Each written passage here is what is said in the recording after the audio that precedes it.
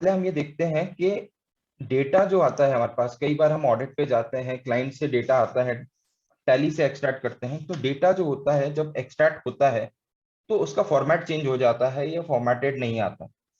तो सबसे इंपॉर्टेंट बात यह है कि हम अनफॉर्मेटेड डेटा को फॉर्मेट कैसे करें या उस तरीके से कैसे देखें जिससे हम उसको एनालाइज कर पाए, क्योंकि जब तक डेटा अपने सही फॉर्मेट में नहीं होगा तब तक हम उस पर कोई भी एनालिसिस करेंगे वो गलत रहेगा। तो सबसे पहला काम जो हमें करना है वो ये है कि डेटा को अच्छे से एनालाइज करने के लिए तो अच्छे नहीं से नहीं कर रहा फॉर्मेट करें। हूँ, यूएसबी ड्राइव का देखो। I request all the participant to please be on mute. Okay, thank you. तो सबसे Madhav, पहले you kindly mute all. Okay now सबसे पहले मैं आपको बताऊंगा कि how you can format your data so that analysis can be done. तो अभी जो आपको एक्सेल की स्क्रीन शो हो रही है, मैं थोड़ा सा जूम कर देता हूँ। अभी हमारे पास एक डेटा है और ये जो डेटा है ये सेल्स इनवॉइस कलेक्शन स्टेटस है, मतलब हमारे जो सेल्स है उसकी डेटर्स की रिपोर्ट है कि हमारे को कितना कितना पैसा कहाँ से मिला है। तो आप देखेंगे नेम है, प्लेस है, लेकिन ये प्लेस कॉलम में छुप रहा है, ये पूरा नाम नहीं दिख रहा। इनवॉइस नंबर भी हमका पूरा नहीं दिखा। फिर एक कॉलम में कुछ नंबर्स आ रहे हैं, इस कॉलम की हेडिंग नहीं है, यहाँ पर सिर्फ कॉलम लिखा रहा है, ये क्या चीज है वो नहीं पता। फिर अमाउंट है, ड्यू ऑन, कब ड्यू हो गए थे और कितने दिन से ओवर ड्यू चल रहे हैं। अब सबसे पहले अगर मुझे इन कॉलम्स को विड्थ को चेंज करना है तो दो तीन तरीके होते हैं सर, लेकिन आज मेरा प्रयास ये रहेगा कि मैं आपको ऐसे ट्रिक्स दूं, ऐसे शॉर्टकट्स बताऊं जिसमें आपका टाइम बहुत सेव हो और एफर्ट्स कम लगे और हमारे को अच्छे से रिजल्ट मिल जाए। तो आपके पास एक तरीका है कि दोनों कॉलम के बीच में पकड़ के ड्रैग करें और फिर एक एक कॉलम को आप इंडिविजुअली ड्रैग करके और उसकी विड्थ बढ़ाएं।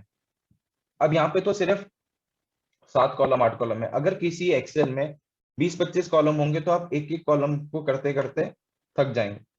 तो इससे अच्छा है कि हम क्या कर सकते हैं सर, यहाँ पे जब आप रो और कॉलम के इंटरसेक्शन में कॉर्नर में सेलेक्ट करते हैं तो पूरी एक्सेल शीट सेलेक्ट हो जाती है। और उसके बाद मैं एक बार इसको फिर से पहले जैसा कर देता हूँ। अभी हमने इसकी विड्थ कम कर दी, जैसे ही मैं यहाँ पे सेलेक्ट कर रहा हूँ तो सारी पूरी एक्सेल शीट एक साथ सेलेक्ट हो गई और मैं बीच में बस डबल क्लिक करूंगा और आप देखें कि ये नाम जो है अब प्रॉपर दिखने लग गए हैं, हमारे को प्लेस भी दिख रही है, इनवॉइस नंबर भी दिख रहे हैं, ये जो कॉलम है इसका भी अभी उपाय देखेंगे, और अमाउंट, ये डेटा जो है अब एटलीस्ट विजिबल हो गया है। तो पहला काम मेरा हो गया। दूसरा, ये जो आप देखेंगे तो जब हम सेल्स को वाउचर को वेरीफाई करते हैं तो सेल्स में क्या क्या चीजें होती हैं, किस पार्टी को बेचा, कहाँ का था, इनवॉइस नंबर, अमाउंट। तो ये जो कॉलम है, इतने सारे पार्टिसिपेंट्स हैं हमारे साथ, कोई बता सकता है कि ये कॉलम क्या होना चाहिए? सेल्स के डेटा में क्या चीज मिसिंग है सर इसमें से?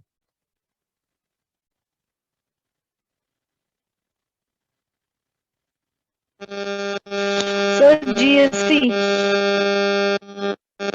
ओके, और कोई, anyone would like to give a try?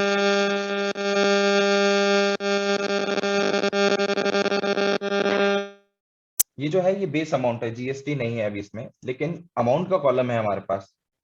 ये कॉलम कौन सा है? जो सेल्स का हमने रजिस्टर अगर एक्सट्रैक्ट किया है तो उसमें क्या क्या चीजें होनी चाहिए, इनवॉइस नंबर है, अमाउंट है, पार्टी का नाम है, बट सबसे इंपॉर्टेंट एलिमेंट मिसिंग है इसमें। चलिए मैं आपको ज्यादा परेशान नहीं करूंगा, मैं बताऊंगा। ये डेट कॉलम है। इनवॉइस में डेट होती है और हम ये देखते हैं कि कौन सी डेट का इनवॉइस था, लेकिन ये डेट फॉर्मेट में नहीं आ रही है, ये नंबर फॉर्मेट में आ रही है। तो कई बार ऐसा हो जाता है कि हम किसी सॉफ्टवेयर से अगर कोई डेटा इंपोर्ट करते हैं तो वो डेटा का फॉर्मेट चेंज हो जाता है। अब इसको हम सही फॉर्मेट में कैसे लाएंगे? तो इसका सीधा सा सिंपल सा तरीका है, आप इस कॉलम को सेलेक्ट कर लें और यहाँ पर ऊपर ये जो मेन्यू बार है वहां पर कस्टम जहाँ लिखा हुआ है वहां पर डेट का फॉर्मेट है, और आप देखिए ये सब डेट में आ गया। तो हमारे पास पार्टी का नाम आ गया, प्लेस आ गई, इनवॉइस नंबर आ गई, डेट आ गई, अमाउंट आ गया, ड्यू आ गया और ओवर ड्यू आ गया। तो ये मैंने आपको बताया कि डेटा को फॉर्मेट कैसे करते हैं। अब हम देखेंगे कि इस डेटा से हम एनालिसिस कैसे कर सकते हैं, डेटर्स का एनालिसिस कैसे कर सकते हैं, किसको हमने कितना माल बेचा, किस शहर में बेचा, उससे कितने दिन का आउटस्टैंडिंग ड्यू है, और ऑडिट में कई बार हमको ये मेंशन करना होता है कि कितने डेटर्स हैं जो 180 डेज से पुराने हैं और कितने डेटर्स ऐसे हैं जिनको 180 डेज से कम हुआ है। तो ये बाइफरकेशन हम टैली से भी निकाल सकते हैं अगर बिल टू बिल एंट्रीज हो रखी है उसमें, और हम चाहें तो हम एक्सेल से भी निकाल सकते हैं, तो वो मैं आप बताने वाला हूँ। तो हमने सिंपल सा एनालिसिस किया।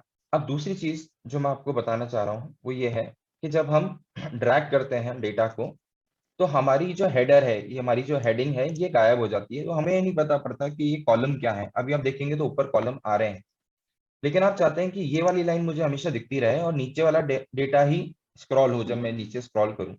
तो उसके लिए एक ऑप्शन होता है, उसको बोलते हैं हम फ्री स्पैन्स, जो आपको व्यू मेन्यू में दिखेगा। व्यू पे जब आप क्लिक करेंगे तो यहाँ पे एक फ्री स्पैन का ऑप्शन है। तो जिस रो से आप चाहते हैं कि ऊपर वाला हिस्सा फ्रीज हो जाए और नीचे वाला ही स्क्रॉल हो, आप उस रो पे क्लिक करें और आप फ्री स्पैन कर दीजिए। अब आप देखिए जब मैं स्क्रॉल कर रहा हूं नीचे, तो मुझे हेडिंग वहीं इंटैक्ट दिख रही है और मुझे नीचे की एंट्रीज दिख रही है। तो मुझे पता पड़ रहा है कि पहला कॉलम नेम का है, सेकंड प्लेस है, इनवॉइस है, डेट है, अमाउंट है एंड ड्यू ऑन अकॉर्डिंगली। ठीक है सर। नाउ नेक्स्ट थिंग, अब हमें एनालिसिस स्टार्ट करना है, या हमें ये देखना है कि सर ये जो डेटा है क्या इसको हम समराइज फॉर्म में देख सकते हैं, इसकी समरी बन सकती है क्या। तो अगर इसकी समरी बनानी है तो इसका सबसे इंपॉर्टेंट टूल, जिससे काफी सारे सीएस जो घबराते हैं, हालांकि घबराने की कोई बात नहीं है इसमें, और बहुत सिंपल है, लेकिन हमें डर लगता है कि यार हमें पिवट टेबल्स का यूज करना नहीं आता, और वो सबसे इंपॉर्टेंट टूल है एक्सेल का आज की तारीख में। तो आज मैं आपको सिखाऊंगा कि ये जो डेटा है इसको हम चुटकियों में within 2 minutes to 3 minutes कैसे पिवट टेबल के यूज से समराइज कर सकते हैं। तो आपको करना क्या है, you have to select that table. अच्छा, ये टेबल सेलेक्ट करने के लिए शॉर्टकट की क्या है, क्योंकि आज हम शॉर्टकट्स पे बात करने वाले हैं। ठीक है, तो शिफ्ट कंट्रोल और डाउन एरो की अगर आप प्रेस करते हैं, आपको स्क्रीन पे भी दिख रहा होगा शिफ्ट कंट्रोल और डाउन एरो की, तो आपका सारा डेटा जो है टेबल में एक साथ सेलेक्ट हो जाता है। नाउ आपको करना क्या है, इंसर्ट पे जाना है and you have to click on pivot table, और आपके सामने एक डायलॉग बॉक्स दिखेगा जो आपको बोल रहा है क्रिएट पिवट टेबल और सेलेक्ट अ टेबल और डेटा रेंज। तो हमने ऑलरेडी डेटा सेलेक्ट कर रखा है जिसे हम एनालाइज करना चाह रहे हैं, जिसे हम समराइज करना चाह रहे हैं, और उसी से हम पिवट में कन्वर्ट करेंगे। और यहाँ पर हम जो पिवट चाह रहे हैं वो नई वर्कशीट में चाह रहे हैं, मतलब ये जो एक्सेल शीट है इसी की एक नई वर्कशीट बन जाएगी और वहां पे हमें पिवट दिखेगा।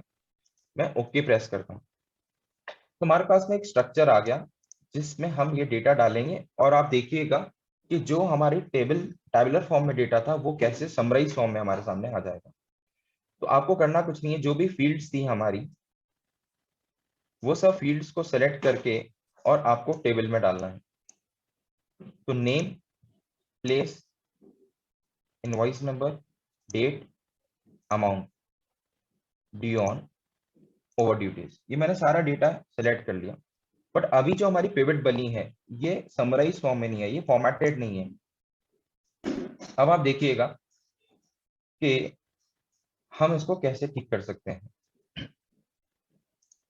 मैं इस पर राइट क्लिक कर रहा हूं और यहाँ पे हम पिवट टेबल ऑप्शंस पे जाते हैं और डिस्प्ले पे एक हम क्लासिक पिवट टेबल लेआउट कर देंगे।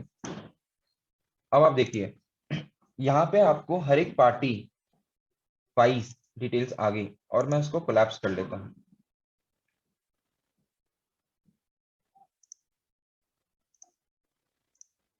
नाउ सी, अब आप देखेंगे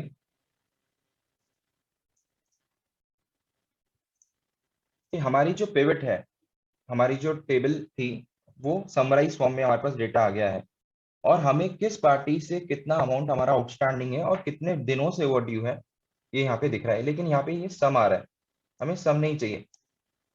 तो हम क्या करेंगे, जहाँ पे वैल्यूज हैं, सी देखिए पिवट क्रिएट करने का बहुत आसान तरीका है, 4 पार्ट्स में आपको डेटा को डिस्ट्रीब्यूट करना होता है। तो जो डेटा आप एनालाइज करना चाहते हैं वो आप रो में डालेंगे। अगर मैं चाहता हूं कि मुझे प्लेस दिखनी चाहिए कि कौन से एरिया से कितना ड्यू है, या किस सिटी से मेरे कितने डेटर्स ड्यू हैं, तो हम इसको सिटी वाइज कर सकते हैं। तो आपको अजमेर दिख रहा है, जयपुर दिख रहा है, अलवर दिख रहा है और किशनगढ़ दिख रहा है।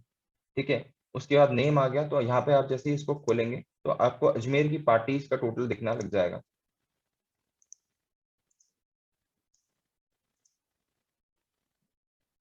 सिमिलरली हम मंथ्स भी देख सकते हैं, अगर हम चाहें कि किस पार्टी का कौन से मंथ से ड्यू है तो ये सारी चीजें दिखेंगी।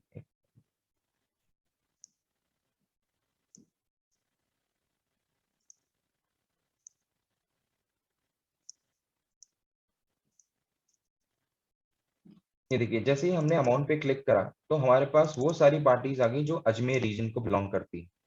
तो ये पिवट टेबल की खासियत है कि वो आपकी डेटा को समराइज फॉर्म में ले आती है और जिससे कि आप उसका एनालिसिस अच्छे से कर सकते हैं।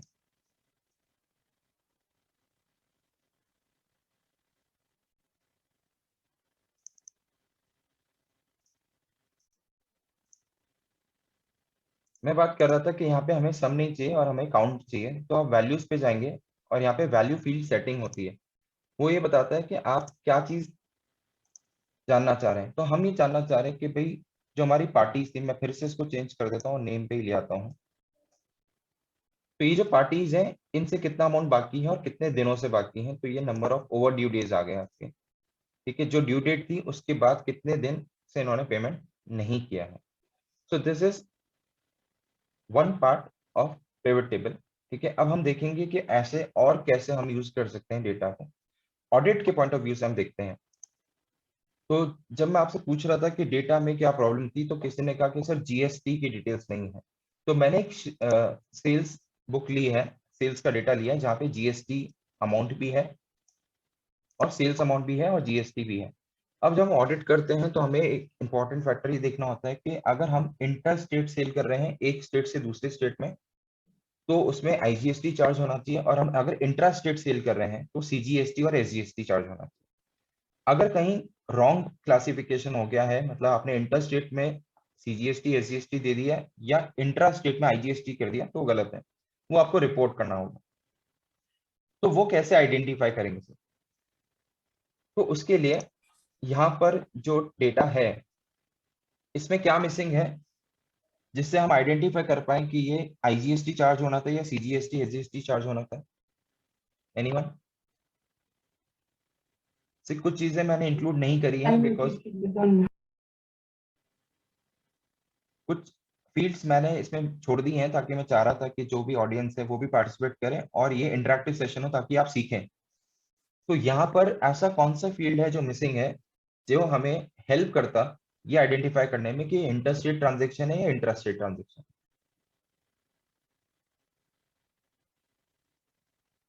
Yes anyone? GST number, yes. So Parvati, thank you, you have answered in the chat box. Parvati बोल रही है कि सर जीएसटी नंबर। ओके, तो यहाँ पे हम जीएसटी नंबर लेके आते हैं। अब जीएसटी नंबर कैसे आएगा? तो जीएसटी नंबर के लिए we have made a sheet. हमने जो भी हमारे डेटर्स थे जिसको हम सेल करते हैं उसकी एक समरी बना ली है, उनका जीएसटी नंबर और कस्टमर का नाम यहाँ आ रहा है। ठीक है, and there are 10 customers only. हम 10 पार्टी को माल बेचते हैं और उनका ये डेटा है पूरे साल का जो भी हमने सेल करा है। बट यहाँ पे इस शीट में जीएसटी नंबर नहीं है। तो अब हम एक्सेल से, एक्सेल के टूल्स को यूज करके ये जीएसटी नंबर यहाँ पे कैसे ला सकते हैं?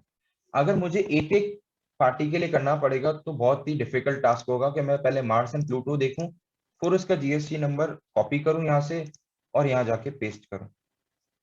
सर ये ऑटोमेशन का टाइम है, हम चीजें ऑटोमाइज कर रहे हैं, तो हम ऐसा मैनुअल काम बिल्कुल नहीं करेंगे। तो कैन एनीवन टेल मी कि which formula we can use here, which function we can use here?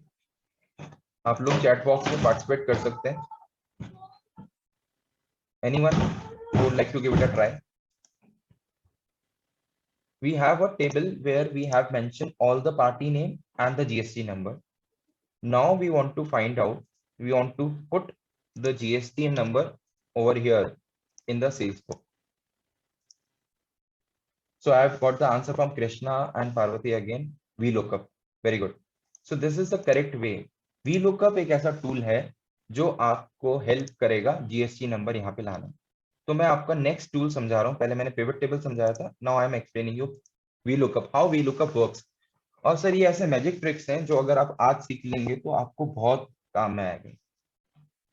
ठीक है, तो टू पुट एनी फॉर्मूला आपको इक्वल्स टू साइन लगाना है, then VLOOKUP।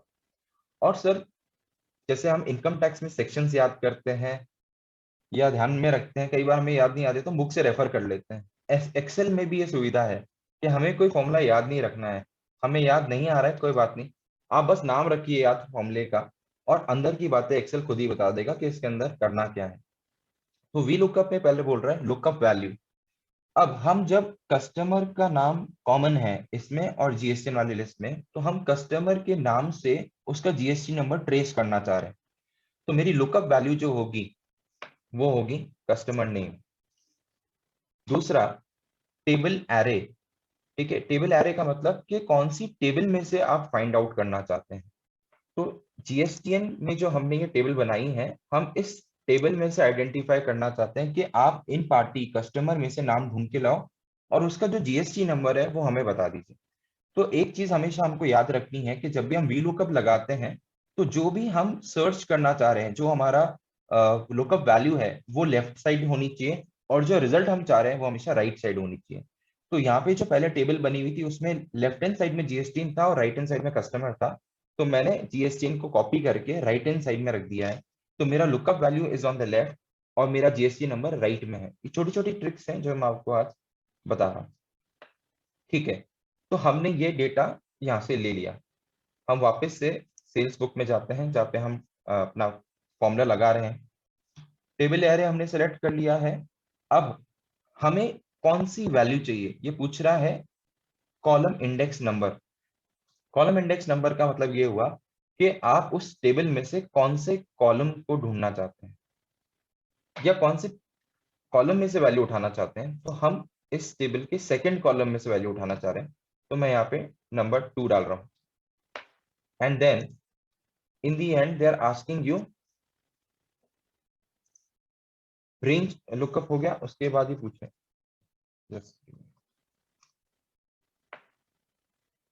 so column index we have given 2 and now they are asking true or false। तो true का मतलब है अप्रोक्सीमेट मैच और फॉल्स का मतलब है एग्जैक्ट मैच। तो जब भी हम वी लुकअप लगाते हैं तो mostly we do as we take exact match, क्योंकि अप्रोक्सीमेशन पे काम नहीं चलता, हम ऑडिट कर रहे हैं तो यहाँ पे अप्रोक्सीमेशन की यूज नहीं आएगा, हम एग्जैक्ट चीजें देखेंगे। तो यहाँ पे आप फॉल्स लिख सकते हैं, या फॉल्स का मतलब एक्सेल में जीरो भी होता है, you can type zero also and you can close the bracket and press enter. तो सर सी द मैजिक, हमारे पास जीएसटीएन आ गया है और हम चेक कर लेते हैं क्या ये वही जीएसटीएन है जो मार्स एंड प्लूटो का हमारे टेबल में था। तो मैं यहाँ पर इसको पेस्ट कर देता हूँ सर। पेस्ट में जब हम कोई भी रेफरेंस से पेस्ट करते हैं तो हमें पेस्ट वैल्यूज करना होता है, पेस्ट स्पेशल में जाके। अब ये वैल्यू यहाँ आ गई। अब आप देखेंगे मार्स एंड प्लूटो के सामने ही मैं इसको रख देता हूँ, तो ये मैच हो रहा है। अब सर एक्सेल में हम इतनी मेहनत भी नहीं करेंगे कि हम एक एक वर्ड टू वर्ड या कैरेक्टर टू कैरेक्टर चेक करें। हम सिंपल सा एक फॉर्मूला लगा सकते हैं इसको चेक करने के लिए, this is equal to this. तो अगर ये मैच करेगा तो ऑटोमेटिकली ट्रू दिखा देगा, और मान लीजिए मैं इसमें कुछ चेंज कर देता हूँ तो यहाँ पे आंसर क्या आ गया, फॉल्स। तो हमें कुछ भी काम मैनुअल नहीं करना है, सारा काम एक्सेल से ही कराना है, बट कराना हमें आना चाहिए। तो हमने ये जीएसटी नंबर ले लिया है सर, और अब बाकियों के लिए क्या करूंगा, तो मुझे फॉर्मूला एक ही बार लगाना था। अब हम क्या करेंगे, यहाँ पर डबल क्लिक करेंगे और आप देखिए ये जीएसटी नंबर आ गए, लेकिन बहुत सारी जगह पे ये एनए आ रहा है। एनए का मतलब क्या हुआ, क्या इनका जीएसटी नंबर नहीं था उस शीट में। तो हम देखते हैं अर्थ लिमिटेड, अर्थ लिमिटेड ये रहा पहले नंबर पर, ही जीएसटी नंबर भी लिखा है। तो क्या कोई बता सकता है कि यहाँ पे एनए क्यों आया, एनीवन?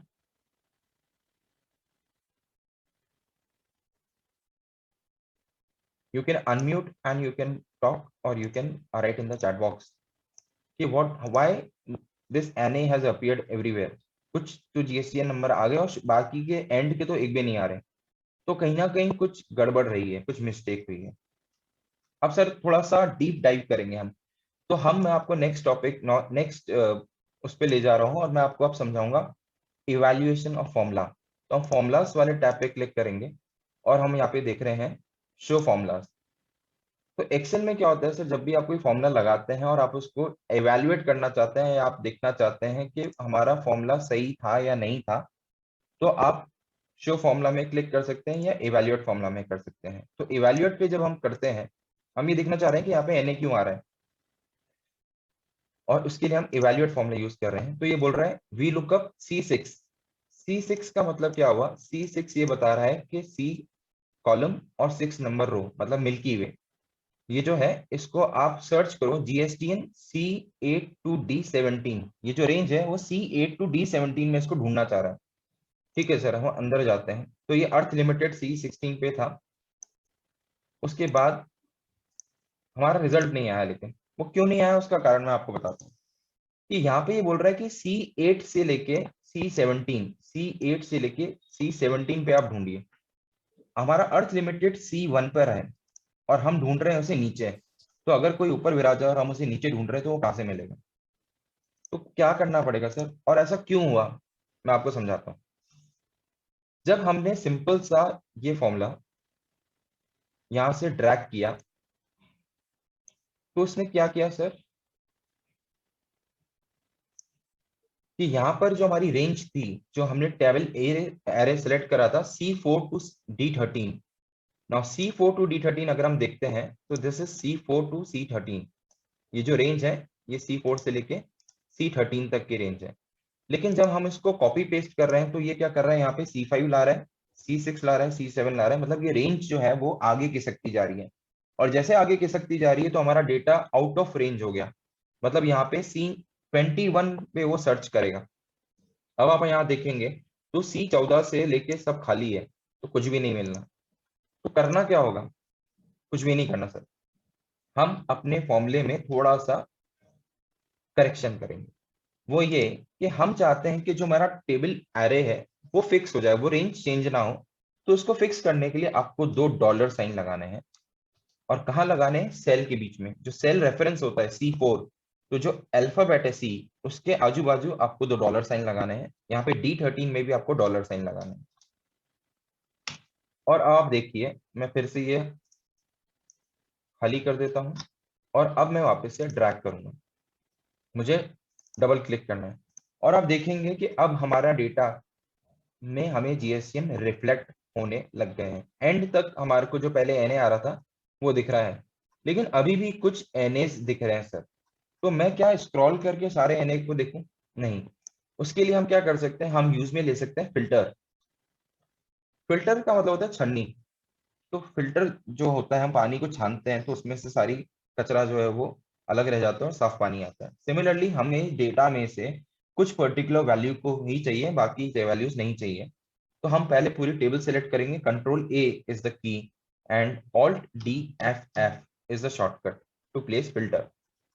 या अगर आपको शॉर्टकट्स नहीं समझ में आते हैं, नहीं याद रखना है, तो सिंपली आप होम स्क्रीन पे जाके होम पे क्लिक करेंगे सर, सॉरी डेटा पे क्लिक करेंगे और आपको यहाँ पे फिल्टर दिख जाएगा। तो सिंपल सा फिल्टर पे क्लिक करें और मुझे जानना है कि अभी भी NA क्यों आ रहा है, क्या प्रॉब्लम हो गई। तो मैं NA पे क्लिक करता हूँ। अब आप देखेंगे कि एक ही पार्टी है मिल्की वे, जिसका GST नंबर नहीं शो हुआ। तो मैं देख लेता हूँ कि मिल्की वे यहाँ था या नहीं था। तो देखेंगे सर मिल्की वे ढूंढते हैं, थोड़ा सा मैं जूम कर लेता हूँ, आप लोग को दिख जाएगा।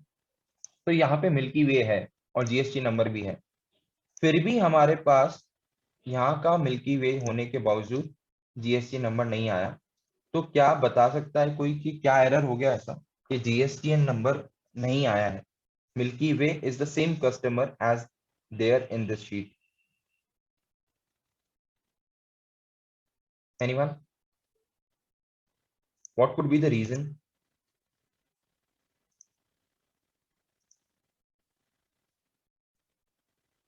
चलिए एक काम करते हैं, हम इस मिल्की वे को यहाँ कॉपी करते हैं और चेक करते हैं कि क्या ये दोनों मिल्की वे सेम है। तो मैं क्या करूंगा, this is equals to this, और देखिए आंसर क्या आ रहा है, फॉल्स। वाई। अब आप उसको धीरे से जब डीपली जाके एनालाइज करेंगे तो मिल्की वे की स्पेलिंग तो बिल्कुल ठीक है, लेकिन साहब यहाँ पर आप देखेंगे तो 1 और 2 हमारे को डबल स्पेस दिख रहा है और यहाँ पर स्पेस जो है सिंगल है। मतलब कुछ ना कुछ तो एरर है इसके अंदर। तो अब आप क्या करें, ये जो मिल्की वे है, ये वाला मिल्की वे, इसको मैं यहाँ पे पेस्ट कर देता हूँ। अब देखिए आंसर ट्रू हो गया। अब हम जाके देखते हैं कि क्या हमारे इसमें चेंज हो गया, और ये क्या है, कुछ जादू हो गया क्या? ये एनए जो आ रहे थे जितने भी, वो सब जगह पे क्या आ गया, जीएसटीएन आ गया। ठीक है, मैंने वापस से अनड्यू किया है, और अब मैं आपको दिखाऊंगा कि यहाँ पे पहले एनए आ रहे थे, हमने क्या किया, हमने आइडेंटिफाई करा के ये तो सेम ही है, लेकिन गड़बड़ कहाँ है। तो सर ये तो एक ही जगह था ऐसा। अब मान लीजिए मैं इसमें भी कुछ चेंजेस कर देता हूँ, पार्टी का नाम सेम है, लेकिन हमारे पास डेटा कई बार गड़बड़ आता है तो हमारे को रिजल्ट नहीं देता, और जब रिजल्ट नहीं आते हैं तो हम सोचते हैं अरे यार अब क्या करें। तो मैंने क्या करा सर, सब में स्पेस बार डाल दिए, और अब देखेंगे आप यहाँ पर, और आप देखेंगे, इसको मैं सेलेक्ट करता हूँ, तो आपको काफी सारे जगह पे एनए दिखेगा। सिर्फ पहले मिल्की बार पे एनए दिख रहा था, अब आप देखेंगे अगर हम वापस से दोबारा से एनए सेलेक्ट करते हैं, तो मिल्की बार के साथ में वीनस भी आ गया, सन एंड मून भी आ गया, ये सब भी आ गए। Now how to resolve this mystery? क्या सब जगह वही कॉपी पेस्ट करूं और ठीक करूं? अब हमें ये पता पड़ गया कि प्रॉब्लम कहाँ हुई है। प्रॉब्लम ये हुई है कि इसमें स्पेसेस ज्यादा हैं, और हम स्पेसेस को रिमूव करना चाहते हैं, तो उसके लिए एक फंक्शन होता है ट्रिम। जैसे हम बालों को ट्रिम कराते हैं, वैसे यहाँ पे एक्स्ट्रा स्पेसेस को ट्रिम कर रहे हैं, और हम क्या करना चाहते हैं कि ये जो भी है यहाँ से सारी एक्स्ट्रा स्पेसेस हटाना चाह रहे हैं। तो मैंने डेटा सिलेक्ट कर लिया और एंटर कर दिया, तो आप देखेंगे सर यहाँ पे जो एक्स्ट्रा स्पेसेस आ रही थी वो यहाँ पे रिमूव हो गई, और हमारे पास बिल्कुल सही फॉर्मेट में डेटा आ गया। अब क्या करना है, सिंपल सा ये डेटा उठाया और यहाँ पे पेस्ट कर दिया आपने, और पेस्ट स्पेशल करेंगे और हम डालेंगे वैल्यूज। तो देखें कि डेटा हमने ठीक कर दिया। अब चलते हैं और देखते हैं। अब आप देखेंगे तो आपको एनए नजर नहीं आएगा। That means we have 100% data with this GSTN number. So this is the power of VLOOKUP। मैंने आपको जो बताया फंक्शन VLOOKUP। लेकिन अभी हमारा काम पूरा नहीं हुआ, अभी हमने सिर्फ डेटा तैयार किया है एनालिसिस के लिए। आगे क्या करना है, हमें ये देखना है कि इंटर स्टेट पे आईजीएसटी चार्ज हुआ है क्या, और इंट्रा स्टेट पे सीजीएसटी और एसजीएसटी चार्ज हुआ है कि नहीं हुआ। उसके लिए क्या करना होगा सर,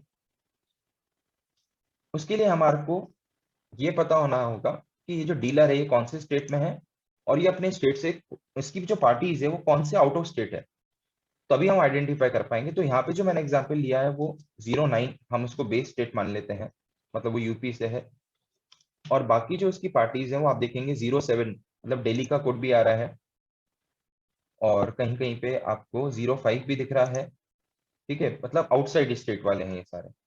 अब मैं इसको सेग्रीगेट करना चाहता हूँ कि कहाँ पे इंटर स्टेट आएगा, कहाँ पे इंट्रा स्टेट आएगा।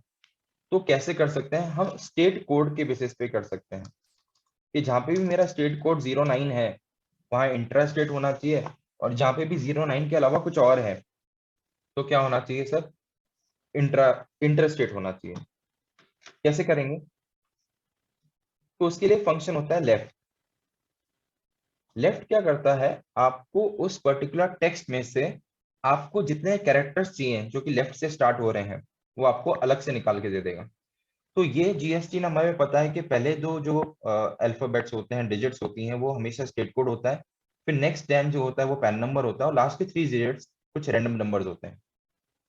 तो हमने लेफ्ट को यूज किया, और हमें सिर्फ 2 कैरेक्टर्स चाहिए स्टार्टिंग के, और आप कमाल देखिए ये स्टेट कोड आ गया सर हमारे पास, और ये सब जगह का स्टेट कोड आ गया, जितने भी पार्टीज थी उनके स्टेट कोड आइडेंटिफाई हो गए। Now what is the next task, again I have to use filter, और मैं फिल्टर लगा रहा हूं, और यहाँ पर मैं फिल्टर कर लेता हूँ 09 में, जो कि मेरा इंट्रा स्टेट वाला कोड है, मतलब मेरा होम स्टेट का कोड है। अब आप देखेंगे कि एक एंट्री ऐसी आ गई, हमको आइडेंटिफाई हो गई, जहां पर कि इंट्रा स्टेट ट्रांजेक्शन में आपने क्या कर दिया, पार्टी ने गलती से आईजीएसटी चार्ज कर दिया है। तो ऐसा एक है, और आप स्क्रॉल करेंगे तो आपको एक और ट्रांजेक्शन ऐसा मिल गया।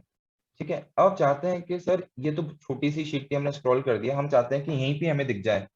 तो क्या करना है, हमने जो फिल्टर लगाया था, यहाँ पर एक फिल्टर लगाया था 09 पे, हम सिमिलरली क्या कर सकते हैं, आईजीएसटी ब्लैंक आना चाहिए, तो हम ब्लैंक को छोड़ के बाकी फिगर्स ले लेते हैं।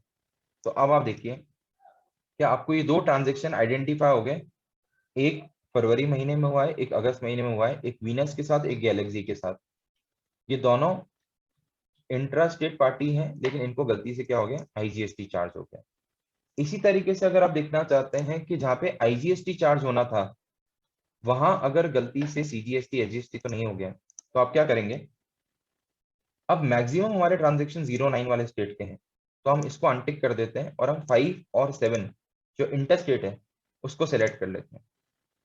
अब देखिए सर, 0 और 5 जो है उसमें सारे ट्रांजेक्शन आपको जो दिख रहे हैं वो आईजीएसटी वाले दिख रहे हैं, लेकिन एक ट्रांजेक्शन ऐसा है सनवे वाला जिसमें गलती से सीजीएसटी और एसजीएसटी हेड में टैक्स बुक हो गए। ये हमने आइडेंटिफाई कर लिया। सो this is a very powerful tool जहाँ पे आप ये ऑडिट कर सकते हैं। और अगर हम देखेंगे, हम इसको सेलेक्ट करते हैं तो यहाँ पे हमारे को ये आइडेंटिफाई अलग से ही हो जाएगा।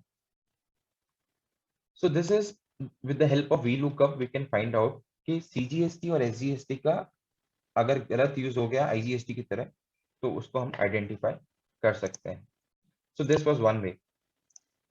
एक और चीज मैं यहाँ पे आपको बताना चाहूंगा, एक और टेक्निक है जो कि एक्सेल 365 में ही अवेलेबल है अभी, बाकी वर्जन में आपको नहीं मिलेगी।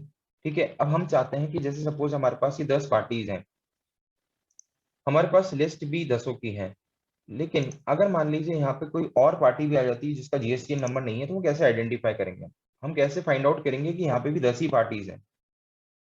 तो उसके लिए एक फॉर्मूला होता है सर, यूनिक।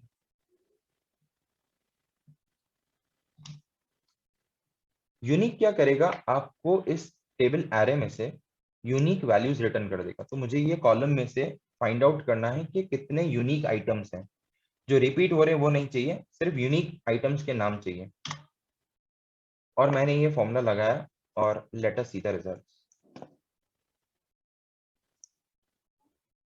देखिए सर, जितने भी कस्टमर्स मेरे यूनिक थे वो सारे यहाँ पे आ गए हैं उनके नाम, और नीचे आप काउंट पे देखेंगे तो आपको 10 दिख रहे हैं। मतलब 10 पार्टीज ही आपकी थी जिसका जीएसटीएन आपके पास अवेलेबल है, और यहाँ पे सेल्स भी उन्हीं पार्टी को हुआ है। कोई भी ऐसी पार्टी को नहीं सेल हुआ है जिसका जीएसटीएन हमारे पास अवेलेबल ना हो। सो this is the formula unique that I have used. Okay, now